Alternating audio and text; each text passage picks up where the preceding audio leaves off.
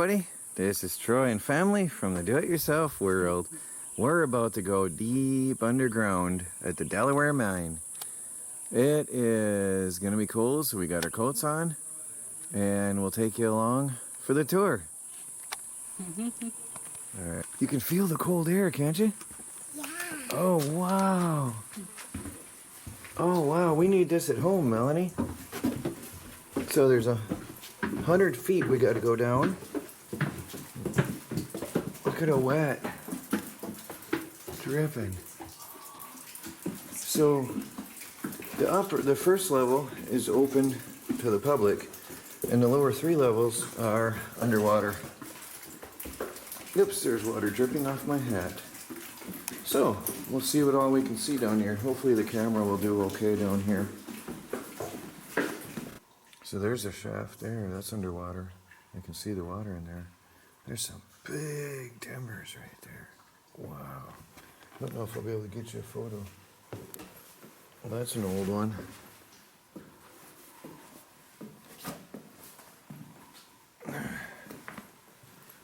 Rails.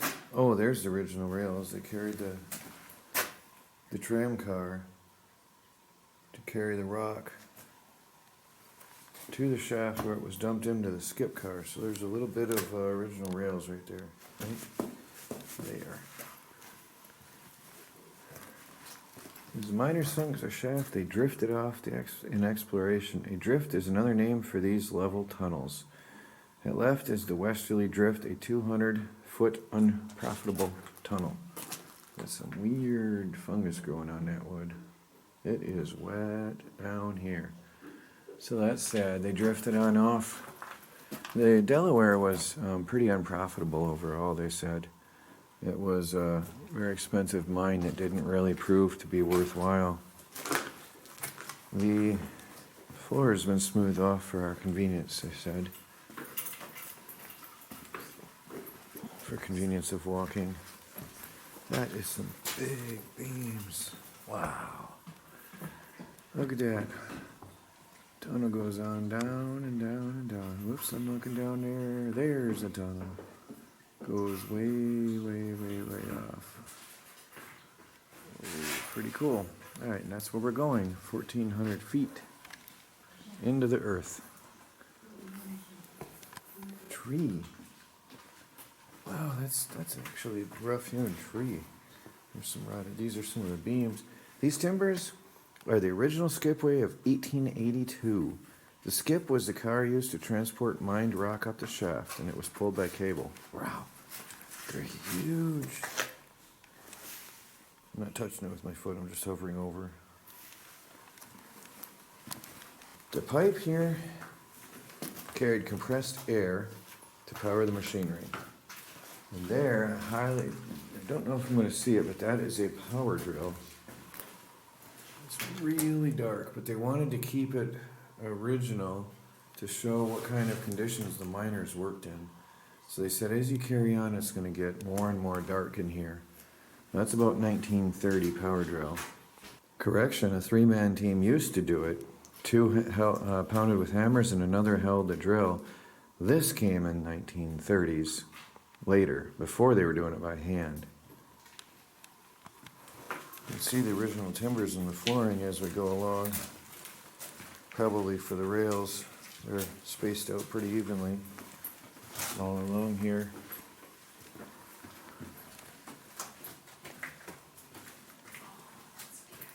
Oh, there's a... Oh wow, so they must have followed the seam up this way. This is called a stope. Here's where a vein of copper was mined. The Delaware mine gave us about 8 million pounds of copper. The yield was 98.5% rock to 1.5% copper. Oh, wow. So there's a stope. Followed the vein up. I don't know how well you can see that. It's dark in here. It's up in an angle. It's quite a steep upward angle. There's big beams up in there. Oh, so this one is the one that carried all the copper. There's a huge timber, massive tree right there. Wow. Oh, there's one of the trams that carried ore to the shaft. Yep. pushed by man to the shaft and dumped. Oh, manual hard labor. There's the real wheels. I don't know if you can see them. Yeah, there's the wheels. That's quite a hole. Pretty straight too. Pretty even roof and floor in here. I'm surprised there's only two big beams holding that whole thing up. The supporting beams. Wow, that's a crawl hole. And if it wasn't flooded, you could look down 100 foot to level 2. Wow, but that's flooded. Oh, here's another stope. There's a massive rock. You can't see in here. It gets dimmer and dimmer, they say, for authenticity. There's a big cathedral-like room. You said there's copper in there? Yeah. Cool. We'll come over here and see the vein of copper in a minute. There's a little bit of copper in the wall right there. Right behind the light bulb. You can see the seam. There's a little bit of a white seam and then a little bit of copper. Melanie said there's one over here. There's water, and then there's copper. That is copper. Then there's copper vein. Oh, there. look See? at that. There's a lot So in there's copper right down in there. Yeah. And that is a little bit of a hole. I don't know where that goes. It must be down to level 2 again because it goes off at an angle down. And they went up this way a little ways too. This is an edit, and this was a tunnel that went up to the surface. You can see some copper in the walls still. Right up there is a little bit of color. And this was around the 1860s. It continued on for 600 feet. Nice sized vein. There's a super high spot in the ceiling right here. You can't see it. And it's called a raise. And this was straight up drilling that was needed to periodically check how close the greenstone was and to stay in line with the conglomerate layer. Interesting. Can't see it though. And it's getting dark, dark, dark. We have quite a turn here. It's cold down. Not too bad. Actually, I feel like air conditioning. Interesting. There's a very sharply sloped upward room again, just like the other one before. Same angle too. It's interesting how the copper went out. You are now in a small stope. Stoping is done up towards the surface to allow gravity to drop rock into the tram. All stopes in this mine are on a 24-degree angle. There it is. To follow the 24-degree angle of the conglomerate. Yeah, there it is. Oh, look at this one. Pipe. Oh, this large pipe going down to the shaft is the main compressed air line to power all the drills and machinery. That is a big pipe. Here's my foot next to it. That's a big pipe. Wow, it goes way up. The darkened timbers and rock. Oh, a fire burned the timbers and caused some rock to fall up here. Scary. Then we got another little cut in the wall going down here, filled with water. Now it gets really dim. It simulates candles and lanterns that they used back in the day. You can see, but not very well. Oh, there's another high spot. That's just a big high straight up drilled area. And then the ceiling comes down lower than before here. We just met a couple of people and they said it goes on a long way farther yet.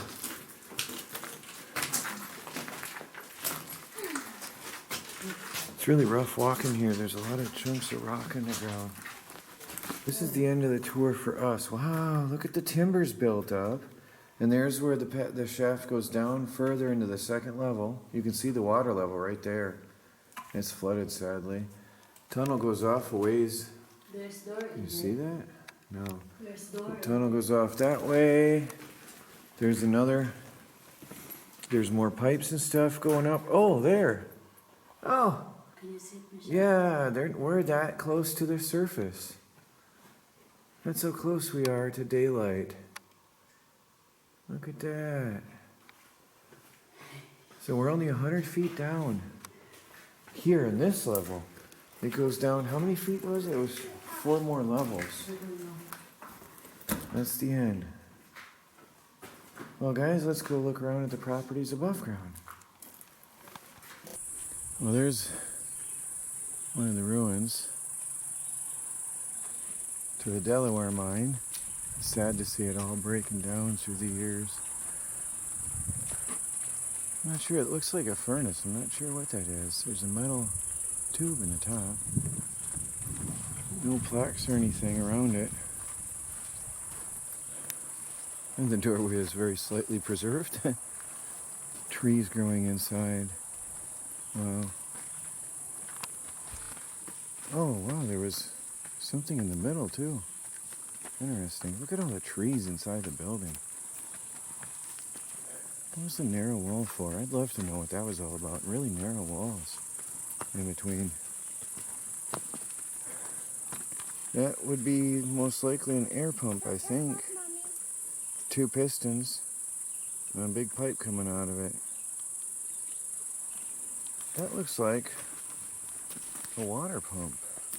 I do think that's a water pump.